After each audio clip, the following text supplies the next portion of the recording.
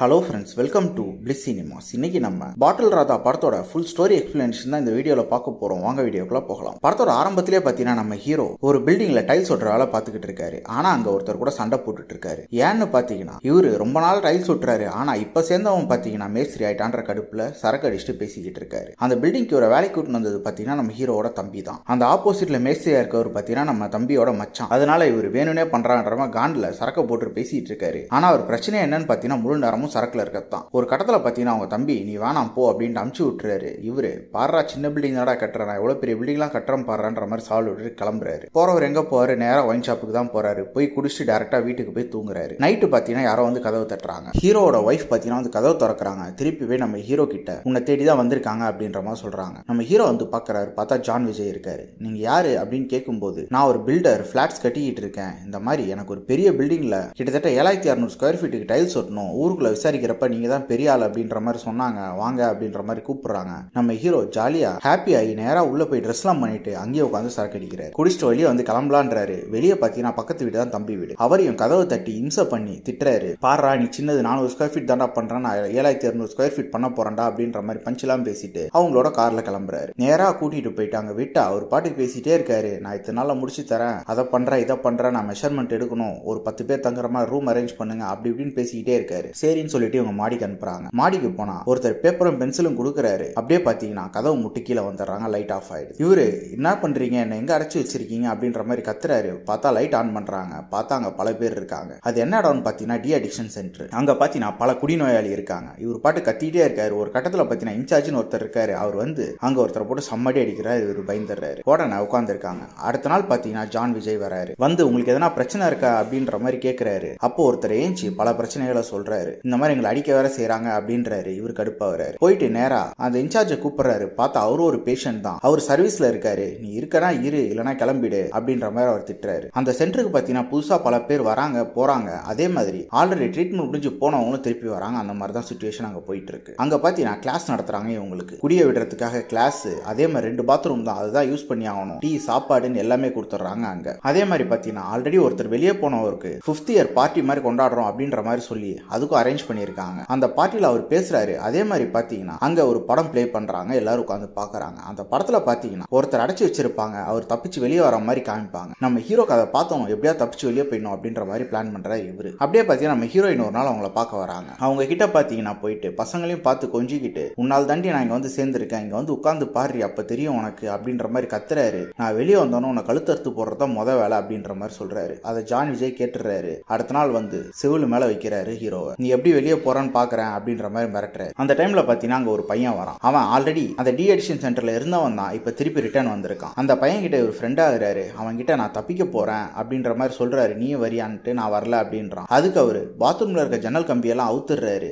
அவுத்து சும்மா செட்டப் மாதிரி வச்சிருக்காரு. எனக்கு பெரிய கயிறு மட்டும் ஒன்று அரேஞ்ச் பண்ணித்தா அப்படின்றாரு. அதுக்கு ஒரு ஐடியா தராரு. அதுக்கேற்ற மாதிரி அவர் அந்த பெட்ஷீட் எல்லாமும் ரெடி பண்ணி வைக்கிறாரு. அப்படியே போயிட்டு இருக்கு. திடீர்னு ஒரு நாள் பாத்தீங்கன்னா ஒருத்தர் வெளியே போனவர் திருப்பி உள்ள வராரு. அவரை போட்டு அந்த இன்சார்ஜ் சம்மாடி அடிக்கிறாரு. அதை அந்த புதுசா அந்த பையன் தடுக்க பாக்குறான். அவனையும் போட்டு அடிச்சு எல்லாரையும் உட்காந்து சிவில் மேல அறைய வைக்கிறாரு. அதுல அந்த பையனை கடுப்பாயிடுறான். அண்ணா நானும் வெளியே போகணும், வாங்க போலாம் அப்படின்ற மாதிரி அன்னைக்கு நைட்டு வெளியே போறதுக்கு பிளான் பண்றாங்க. அதுல பாத்தீங்கன்னா 3 பேர் பிளான் பண்றாங்க. நம்ம ஹீரோ, அந்த பையன், அப்புறம் இன்னொரு பெரியவர்ன்ட்டு 3 பேருமே வெளியே போயிடுறாங்க. போன அப்புறம் பாத்தீங்கன்னா அந்த பையன் மட்டும் சைக்கோ மாதிரி நடந்துக்கிறான். என்னென்னவோ வளர்றான். யாரோ இவன் அடிக்க வர மாதிரி பேசுறான். அப்பதான் கடைசியில சொல்றான், இந்த மாதிரி நான் பண்ணிட்டு வந்துட்டேன் அப்படின்னு அந்த இன்சார்ஜோட கால் விரலை வெட்டி எடுத்துட்டு வந்துடுறான். அதை பார்த்தோன்னு இவங்க ஷாக் ஆயிடுறாங்க. அடுத்த நாள் பாத்தீங்கன்னா எல்லாம் போலீஸ் ஸ்டேஷன்ல இருக்காங்க. ஜான் விஜய் வந்து அப்பயும் அந்த பையனை விட்டுறலாம் அப்படின்றாரு. இல்ல சார் எதனா ஆக்ஷன் எடுத்தே ஆகணும் அப்படின்ற மாதிரி போலீஸ் சொல்றாரு. இனிமே உங்களெல்லாம் சேர்த்துக்கவே மாட்டேன்டா அப்படின்னு சொல்லிட்டு விட்டுட்டு இவரு போயிடுறாரு ஜான் விஜய். நம்ம ஹீரோ அப்படியே வீட்டுக்கு வந்துடுறாரு. வந்தவர் பாத்தீங்கன்னா நான் இனிமே குடிக்க மாட்டேன், நான் அங்கெல்லாம் போல, அங்க யாருமே சரி கிடையாது அப்படின்ற மாதிரி சொல்றாரு. நம்ம ஹீரோயின் அவங்களை நம்பவே மாட்டாங்க. இல்ல கண்டிப்பா நான் குடிக்க மாட்டேன், எனக்கு காசு கொடு, நான் பசங்களை கூட்டு போய் எதனா வாங்கி கொடுத்து கூட்டிட்டு வரேன் அப்படின்ற மாதிரி சொல்லி கூப்பிடுறாரு. இவங்களும் நம்பி காசு கொடுத்து விடுறாங்க.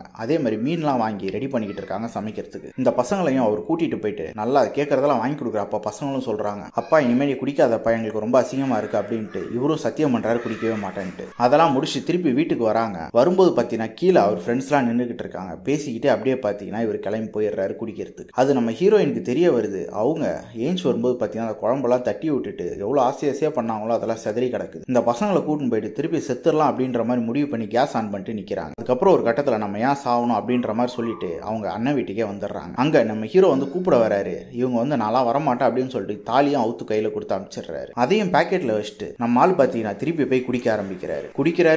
குடிச்சிக்கிட்டே இருக்காரு. அவங்க ஃப்ரெண்ட்ஸோட சேர்ந்து குடிச்சிட்டே இருக்காரு. ஒரு 10 ரூபா கிடைச்சாலும் ஒரு 90 ரூபா அரேஞ்ச் பண்ணி குடிக்கிற அளவுக்கு போயிடுறாரு. ஒரு கம்பெனில வேலை செய்யற பையன் வரான். அவனை ஏமாத்தி கூட்டிட்டு போயிட்டு உட்கார வச்சு குடிக்கிறாங்க. அவன் நடுவில் எஸ்கேப் ஆகி போயிடுறான். அங்க பாத்தீங்கன்னா திருப்பி ஒருத்தர் குடிக்க முடியாம வச்சிருக்க பாட்டில் வரைக்கும் எடுத்து குடிக்கிறாங்க ஹீரோவும் அவங்க ஃப்ரெண்ட்ஸும். அதுல பாத்தீங்கன்னா ஒருத்தர் இறந்தும் போயிடுறாரு. அதுல கொஞ்சம் மன உளைச்சலுக்கு ஆறாயிடுறாரு நம்ம ஹீரோ. அப்ப திருந்தலாம் அப்படின்ட்டு முடிவு பண்ணி அப்ப திருப்பி பாத்தீங்கன்னா ஹீரோயினை பார்க்க வராரு. அவங்க 2 பசங்களும் பாக்குறாரு. பார்த்த இடத்துல பாத்தீங்கன்னா அந்த பசங்க ஆப்போசிட் வீட்ல இருக்கவங்க கிட்ட போய் ஏதோ கேட்டுட்டு இருக்காங்க. அவங்க போ அப்படின்னு துரத்தி விடுறாங்க. பார்த்து மன உளைச்சலுக்கு ஆளாகி நேரா ஒரு பேக்கரிக்கு வராரு. அங்க வந்து சிப்ஸ் அது இதுன்னு வாங்குறாரு. ஆனா கையில காசே கிடையாது. ஒரு கட்டத்துல பாத்தீங்கன்னா அதை தூக்கிட்டு ஓடியாரு. கடைக்காரனும் துரத்திட்டு போய் பிடிச்சி அடிச்சு அதெல்லாம் புடிங்கிட்டு வந்துடுறாரு. உடனே நம்ம ஹீரோ பாத்தீங்கன்னா போய் சூசைட் பண்ணிக்கிற அளவு போயிடுறாரு. அதுல இருந்து திருப்பி வெளியே வராரு. வந்து குடிக்க ஆரம்பிக்கிறாரு. கடைசியில திருப்பி அந்த டி அடிக்ஷன் சென்டருக்கே போய் சேர போறாரு. போன இடத்துல பாத்தீங்கன்னா ஜான் விஜய் உனக்கு என்ன எவ்வளவு குடிக்கணுமோ போய் குடிச்சிட்டு வந்துருங்க. வந்ததுக்கு அப்புறம் ஒழுங்கா இருப்ப நான் மட்டும் தான் சேர்த்துப்பேன் அப்படின்ற மாதிரி சொல்றேன். நம்ம ஹீரோவும் பாத்தீங்கன்னா திருப்பி இல்ல போக மாட்டேன்னு சொல்லிட்டு அங்க சேர்ந்து எல்லாருக்கும் அட்வைஸ் பண்ற அளவு ஓரளவு குடியெல்லாம் விட்டுறாரு. திருப்பி ஜான் விஜய் நீ வெளியே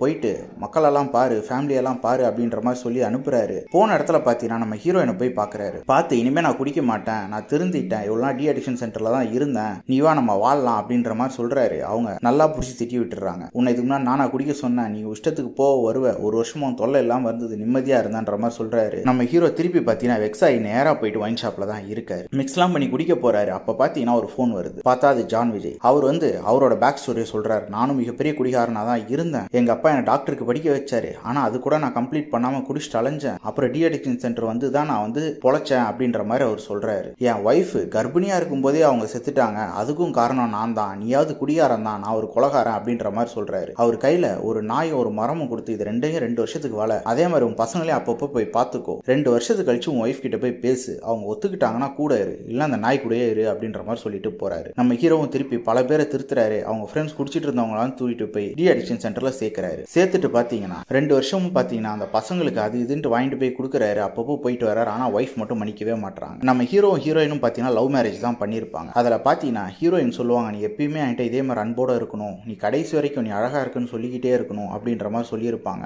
கடைசியில நம்ம ஹீரோ திருப்பி எல்லாமே வாங்கிட்டு அவங்க வீட்டுக்கு போயிருப்பாங்க. போயிட்டு பசங்களுக்கு எல்லாமே கொடுத்துட்டு நம்ம ஹீரோயினையும் காம்ப்ரமைஸ் பண்ணி எல்லாரும் ஒன்று சேர்ந்துருவாங்க. இதான் இந்த படத்தோட மொத்த கதையே. கண்டிப்பா இந்த படம் எல்லாருமே பார்க்க வேண்டிய ஒரு படமா தான் இருக்கு. குறிப்பா குடிநோயாளிகள்லாம் கண்டிப்பா பார்க்க வேண்டிய படமாவே இருக்கு. ஸோ ட்ரை பண்ணி பாருங்க. இன்னொரு வீடியோல சந்திக்கலாம். தேங்க்யூ.